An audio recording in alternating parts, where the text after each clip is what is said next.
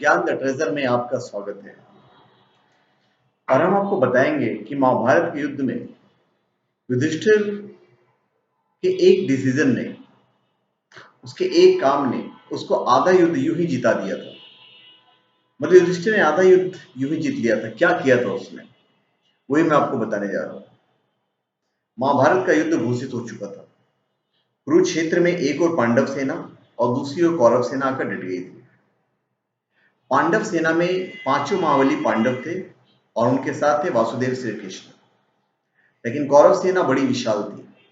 उस युग के बड़े बड़े महारथी भीष्म पितामह, द्रोणाचार्य, कृपाचार्य, शैल्य जैसे अजय योद्धा सभी किसी न किसी कारण विवश होकर कौरव सेना के साथ में थे। कर्ण थे। मतलब हर जितने ही महारथी थे वो अकेले ही वन मैन आर्मी थे। चाहे भीष्म पितामह हो, चाहे द्रोणाचार्य हो, इवन कर्ण भी महान योद्धा थे, कृपाचार्य भी थे। सभी दुर्योधन के पक्ष में लड़ने युद्ध भूमि में आ गए। उस धर्मराज युधिष्ठिर अपने भाइयों के साथ युद्ध के लिए सुसज्जित होकर युद्ध भूमि में आते हैं। सामने भीष्म पितामह कुछ श्रेष्ठ योद्धाओं को देखकर वे रथ से नीचे उतरते हैं और अकेले दुर्योधन की सेना की ओर चल पड़ते हैं। यह देखकर भीम अर्जुन घबराए हुए श्री कृष्ण से कहते हैं कि आप धर्मराज और शत्रु सेना के सामने जाने से युधिष्ठिर को रोकिए। तो श्री कृष्ण कहते हैं, धर्मराज धर्म एवं नीति के ज्ञाता हैं और जो भी कर रहे हैं वो उचित ही होगा। तभी धर्मराज भीष्म पितामह के पास जाकर प्रणाम करते हैं और कहते हैं, पूज्य पितामह, आपके सामने शस्त्र उठाने का अवसर आ पड़ा है। यह मेरे मन को बहुत ही अप्रिय लगा है। क्या करूं, विवश हूं। अब आप हमें युद्ध करने की आज्ञा प्रदान कीजिए। युधिष्ठिर की विनम्रता से भीष्म पितामह गदगद हो गए और बोले, धर्मराज, तुम वास्तव में धर्मराज हो। तुमने हमारी गौरवमयी परंपरा को ऊंचाई पर लाके खड़ा कर दिया है। मैं तुमसे प्रसन्न हूं।